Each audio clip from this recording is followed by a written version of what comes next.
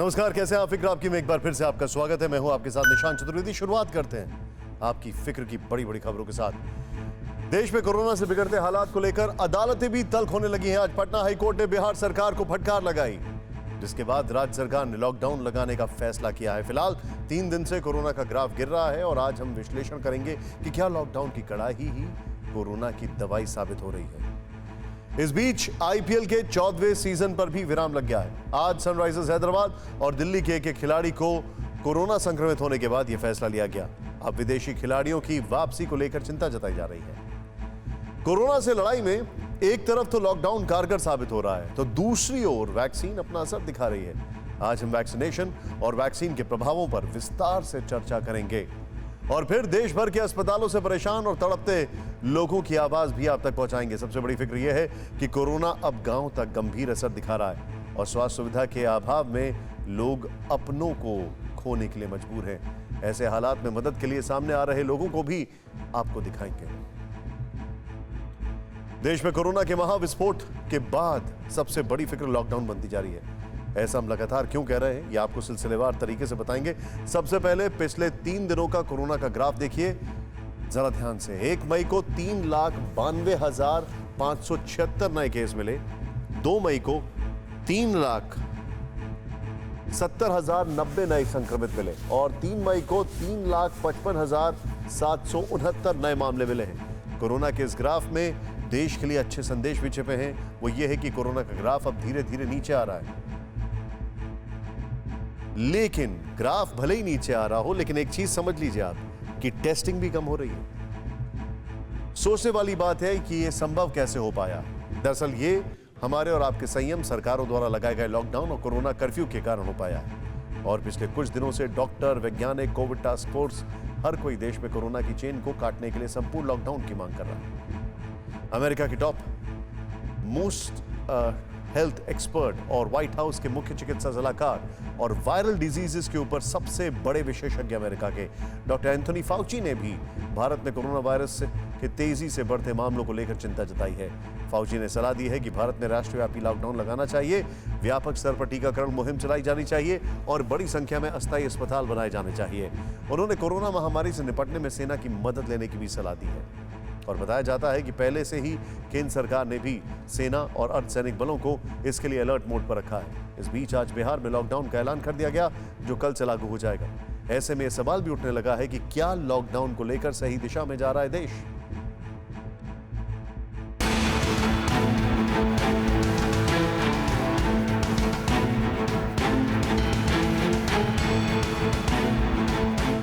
Corona की दूसरी लहर से लड़ाई का आखिरी अस्त्र है लॉकडाउन और देश के कई प्रदेशों में इसी हथियार के जरिए कोरोना के बेकाबू रफ्तार पर ब्रेक लगाने की कोशिश की जा रही है।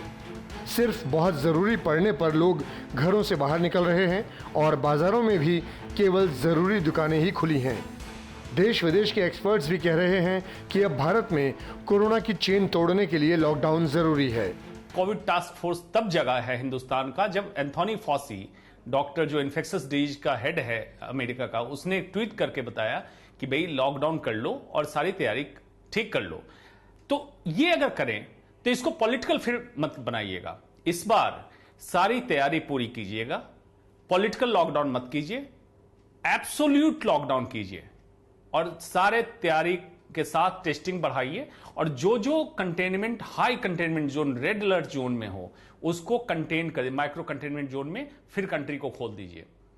बहुत स्ट्रेटेजिक पॉलिसी के तहत अगर हम करें तो ये सक्सेसफुल हो सकता है, अन्यथा पिछले साल की तरह हो जाएगा। अब केंद्र सरकार ने भी राज्यों से कहा है कि जिन इलाकों में संक्रमण ज्यादा है वहां 14 दिन का सख्त लॉकडाउन लगाया जाए ताकि संक्रमण की कड़ी तोड़ने में मदद मिल सके।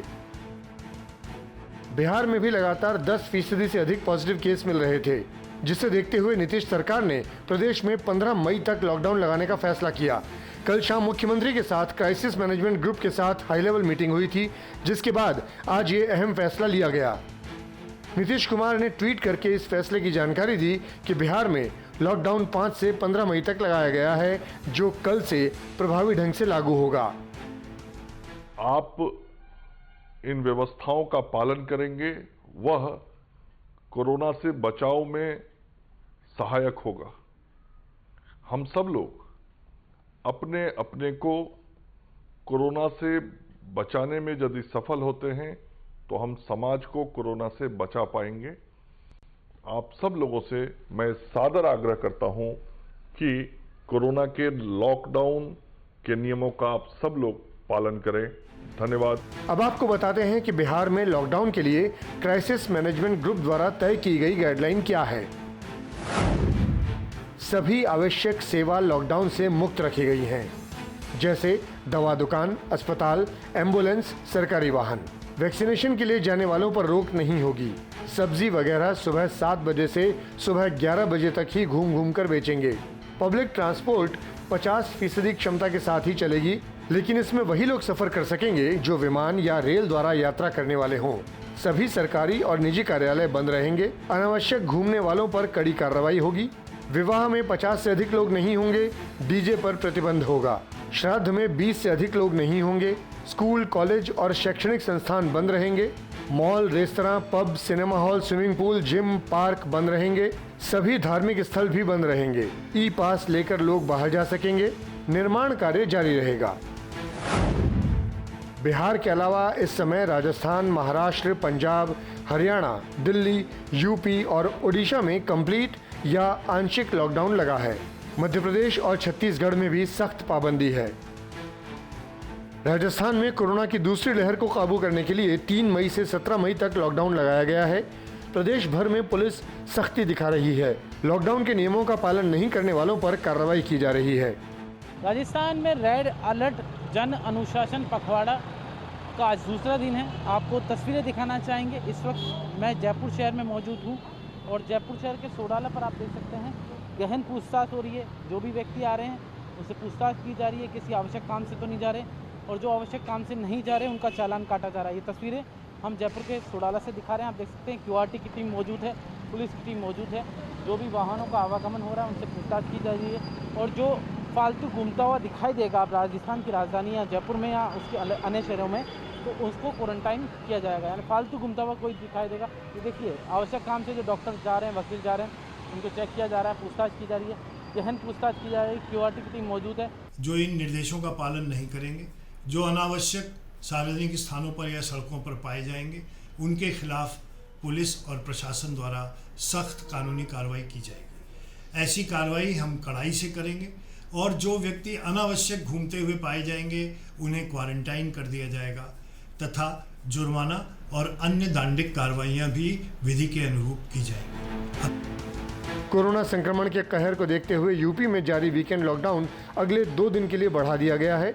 यूपी में अब 6 मई सुबह 7 बजे तक आंशिक कर्फ्यू जारी रहेगा और इसका पालन करवाने के लिए पूरे प्रदेश में सख्ती भी बरती जा रही है, जिसके कारण भीड़ भाड़ वाले इलाके में सन्नाटा पसरा है। केरल के कई शहरों में भी लॉकडाउन जैसी पाबंदियां हैं। यहाँ भी पुलिस सड़कों पर चलने वाली गाड़ियों की चेकिंग कर रही है और बाजार में भी सिर्फ जरूरी दुकानें ही खुली हैं। अड़ी सोमवार से शुक्रवार शाम 6 बजे सिर्फ TV9 भारतवर्ष पर।